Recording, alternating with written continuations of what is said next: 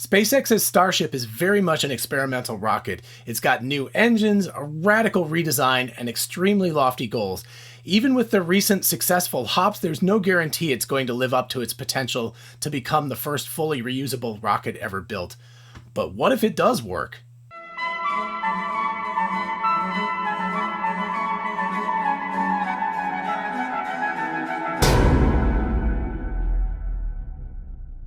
Hey y'all, it's Dr. Know-It-All. This channel is dedicated to finding out whether I really do know it all or not. If you enjoy the video, definitely make sure you like and definitely subscribe for more videos like this. Also make sure you subscribe because when we hit 500 subscribers, we're going to do a giveaway, and it's getting momentum, so we're going to get there soon. And of course, make sure you ask me questions in the comments or at my email address. So let's talk about Starship. In an interesting coincidence, just today came in my Everyday Astronaut merch, which is the Future Martian Society Arcadia Planitia shirt, right? So very cool. It's got some cool stuff on the sleeve, etc. Maybe someday when my channel grows up, I'll have a merch store also. So make sure you guys subscribe and build this thing up. And I don't know, when we hit some number of subscribers, maybe 5,000 or something like that, we'll start a merch store. Then you guys too can own some weird stuff that I design. But anyway, on to the serious stuff. The Starship is a very high-risk project, obviously. It's this wild stainless steel 1950s looking spaceship that looks like it comes straight out of some weird former science fiction. It's like neo-gothic, whatever, anyway. But there's no guarantee that this is going to be successful, or at least a full success, right? Obviously, we've started to get some hops, so we're having some degree of success. The Raptor engine is working.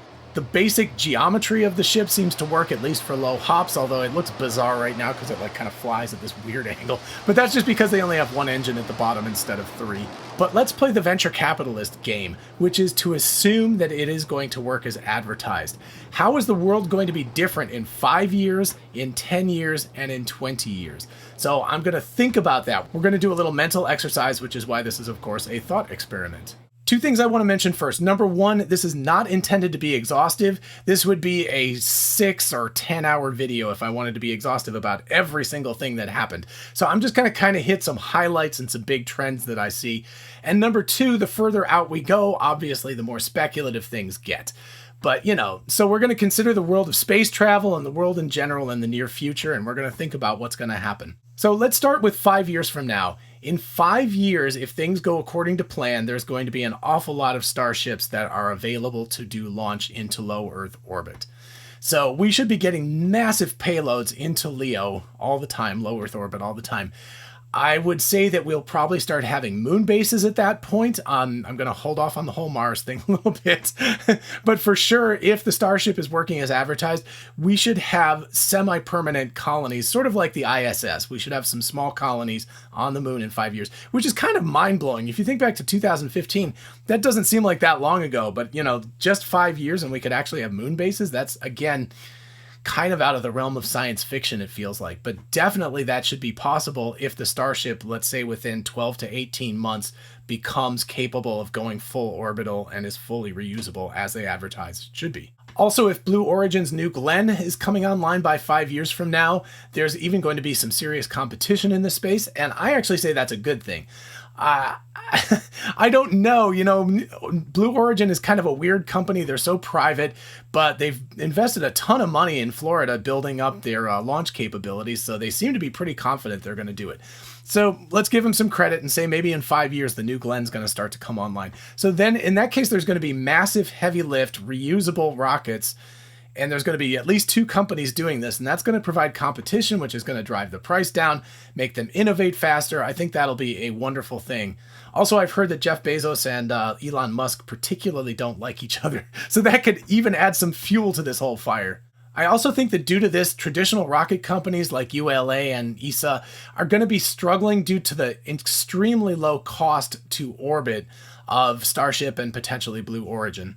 I think smaller lift companies like Rocket Lab are probably going to be doing okay because they have a niche market and it's something that, direct small payloads to orbit. Actually, they may be doing better because these ships are so big that in order to launch them, you need massive payloads. So, like these little guys that can just kind of put a few 100 kilograms into orbit, into very specific orbits, might actually do better in the future than they are now. So it could actually be a kind of a, what is that, the rising tide lifts all boats or something? I also think the skies are going to start to get crowded. I mean, Starlink is already doing that, but if Starlink goes fully online with like around 40,000 satellites, plus other companies, if they can get cheap to LEO payload capabilities, they're going to start putting out more satellites as well. So there could be an awful lot of stuff in the sky. It's going to make astronomers very upset. It's going to start to wig out some people. But I think that's kind of inevitable at this point, that that's where it's going. Of course, if Starlink itself lives up to its potential, the world is going to be a very different place. We're finally going to kind of democratize information. There's no longer going to be a place on the planet where really people cannot access the internet at high speeds. And that's all to the good. I mean, it's a very, very sad thing right now that there's such a huge digital divide between wealthy nations where people have massive access to the internet and poorer countries where people don't. So I give kudos to Elon Musk and anybody else who's working on this, who are trying to provide more internet access for more people. That's amazing. And, within 5 years, we should actually finally be at about that place. All right, on to Mars. I think in 5 years, I know Elon Musk has this extremely accelerated timeline, but I think, let's say 2024. I think the 2024 launch window will be when we'll actually see some Starship fueled trips that will start going to Mars. These are just going to be test flights.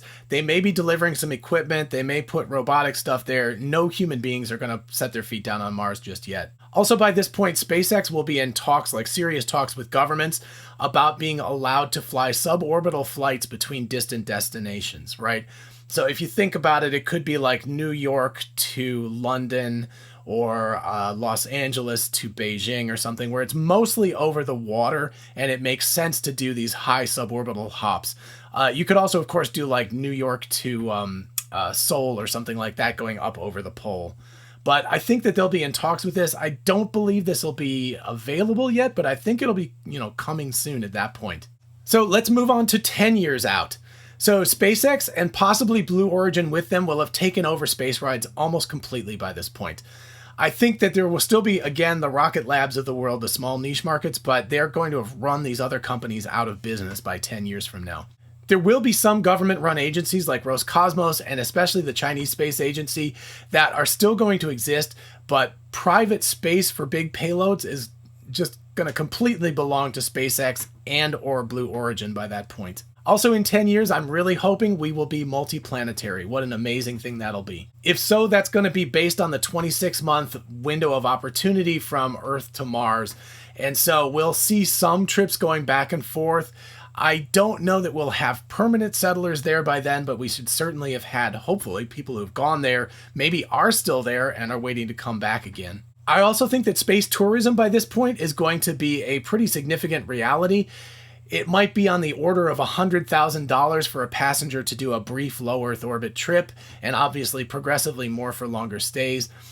There may very well be some sort of private space hotel or hotels in space. This stuff is amazing, right? I can't afford it. I assume most of my viewers can't afford it, but there's an awful lot more people that can afford a $100,000 trip than can afford I think it's $26 million trip currently, right? Also, speaking of hotels and such, the space industry will have commenced in earnest in low Earth orbit by then. So there's going to be a work economy, a construction economy, a tourism economy in space. What a crazy thing that is. I also think that environmental groups are going to be up in arms about the pollution from multiple launches per day. It's going to become a thing at this point. And I'll talk about that again in my 20-year outlook, but I think that there's definitely going to be some tension at that point. Moon bases will be well established in 10 years. There's going to be kind of a Wild West or .com, boom going on in low Earth orbit and the moon. It's going to be commencing, and there's going to be a massive race for trillions of dollars of economic growth in that area. I think within that space, Blue Origin and SpaceX are going to be competing heavily and possibly ruthlessly with each other and with upstarts who are trying to come on board and, get a piece of that pie. And you cooperate with us, and maybe we'll cut you in for a piece of the action. Also in 10 years, SpaceX is going to dominate long-haul travel and package delivery with suborbital Starship flights that are going over. Those will mostly or completely be over water routes or over the poles. But I think they're also going to be in talks about how to do that over land as well. Also, as an interesting little corollary to that, it potentially might be that being an astronaut is no longer going to be a thing. Because if people do these long haul trips that are suborbital, there's a very high chance that they're going to go over the 100-kilometer Kármán line. And so, you're going to have like 100,000 astronauts. So at that point, being an astronaut is going to be different than just getting over a certain imaginary line in space. I'm also pretty sure by then, if China still has its same government in place, that it's going to have developed its own reusable, or at least partially reusable rocket. I think Russia may have teamed up with ESA by that point to try to stay relevant, but it's going to be really difficult for them to do that with their older technology. Talk about regrets. They're going to really, really regret that they didn't sell Elon Musk those rockets in 2002 when he asked for them. Also, science and research are going to be clamoring to use space for research purposes. There will be research robots visiting the outer solar system with a much more high frequency than there was before, probably with somewhat less travel times too, and much, much cheaper. So that's going to be amazing. I think there's going to be a massive scientific boom from all of this availability of low Earth orbit and the moon, and even stretching out to Mars by then. And finally, let's talk about 20 years out. Okay, so again, gets more and more speculative the further we get out. Maybe YouTube will exist in 20 years, and so somebody can go back and look at this and laugh at me for all the things I got wrong. Hopefully I got at least one or two things right here. One thing I'm really worried about is by 20 years from now, there's an extremely high likelihood that a Kessler Syndrome incident could happen, and it could wreak havoc on the global economy at this point. It would be, okay, so first of all, a Kessler Syndrome incident, if you've ever seen the movie Gravity or whatever, it's the idea that like a couple of satellites hit each other, and then they hit some other places, and they hit some other satellites, and they hit some others. If it's really densely packed in a certain orbital plane, or a certain orbital shell, then there's a high degree of likelihood that all of that will get out of control, and you'll just have this massive, massive cloud of junk. I've actually written a screenplay about this if anybody's interested. So I did that. I think I wrote it about a year ago. But anyway, yeah, I have a whole thing about the Kessler Syndrome and what it could do to the future. So anyway, what would a Kessler Syndrome incident do? Well, it would be like a solar flare could do nowadays. It could knock out all sorts of satellites. It could knock out the electrical grid. So not that the Kessler Syndrome thing would, but maybe it would, because I'm going to talk about power things in just a minute. But that it could really devastate the entire global economy, and it could take years to decades to get back in shape again. And what that might entail would be launching ships with some sort of like scooping mechanism or something, or a giant magnet or who knows what, to like scoop up a bunch of pieces and start to bring them back down again faster than they would normally, re-enter the Earth's atmosphere. So that would delay things, but let's just assume that doesn't happen, and let's think about what could happen in 20 years if we don't get a Kessler Syndrome incident. Number one, in 20 years, we have got to be multiplanetary by then. So if we didn't quite make it by 10 years, we'll definitely have made it by 20 years. So Mars for the win. Right? Here we go again. Mars for the win. We could also possibly be on Venus, like in the cloud tops or something. That's also a possibility, but I don't think the will is there to go there quite as quickly. So by 2040, Mars should have permanent outposts. Obviously, the living will be extreme. Obviously, a whole bunch of people are going to die in this process, but there could be as many as several hundreds or even up to 1,000 people on the red planet at this point. They obviously will not be self-sustaining. They'll be completely dependent on the Earth for shipping them equipment and living materials, etc. But they're going to be starting to build. Who knows, they might be using the boring companies like tunneling robot thingies to create underground habitats for themselves. There's also a good chance by 2040, again assuming that China doesn't have some sort of revolution, that China will also be on the red planet. And let's cross our fingers that this is not going to be in a military way, but in a more friendly / commercial way or something like that. It would be really devastating to everything if it became a military type of activity instead of private industry. I'll also be hopeful and optimistic and think that China might be a more open player by this point in terms of their space travel and everything. And for sure, they're going to be the dominant economy on the planet by 20 years from now. So, hopefully they will be a little bit more generous. Maybe not. Who knows? Maybe they'll be colonialist with Mars. But hopefully they will be more open and willing to sort of share the wealth and share the opportunities on these new planets. So SpaceX and or Blue Origin will have probably split up the entire heavy lift operations between them. It'll be sort of like airlines today. So it'd be like Airbus and Boeing or something. It would be like SpaceX, but American Space Lines or something flies a SpaceX Starship or whatever the next generation is. 20 years from now, it should probably be a new ship. But anyway, so I think that that'll be the kind of thing. There'll be a bunch of industries or a bunch of companies that actually purchase these rockets from these building companies, and then they in turn sell tickets or haul things or whatever. So it's going to become much more like the airline industry is today. There's a small chance that other non-state players will have a role in this, but it's going to be getting less and less over time. Also, I think that traditional airline companies are going to be restricted to smaller and smaller short-haul routes, like, state-to-state kind of things, or like France to Germany or something, where it doesn't make sense to do these suborbital hops. In that line, I also think it's highly likely that these airline companies are going to be flying some sort of green energy, battery-operated / hydrogen fuel cell, something like that, type of plane rather than burning fossil fuels to do it. Also in line with that, that means that SpaceX and Blue Origin and potentially other companies have been granted permission to do long-haul overland routes via suborbital hops rather than traditional airlines. In addition, as I mentioned before, I think environmentalists are going to be up in arms for a period of time about the fuels being used and the pollution being spread out on the planet. I think because of that and because of other reasons, there's a good chance that by 2040, almost all rockets will be doing hydrolox as their first stage, which only really produces heat and water vapor out of it. So that's hydrogen and oxygen. And it seems like that may well be something that they just have to do in order to be a green enough company to still function on a planet that's, that is dealing with the fact that we're still massively burning, fossil fuels and putting a lot of carbon dioxide and methane and other crap into the atmosphere right now. So we're going to be dealing with all of those global warming issues a lot by 2040 as well. So I think there's a good chance that hydrolox will become the fuel of choice for first stages to get us off the planet and out, because it's a very non-polluting type of fuel. I also think by 2040 that space, the economy of space, is going to be a major player in the world economy.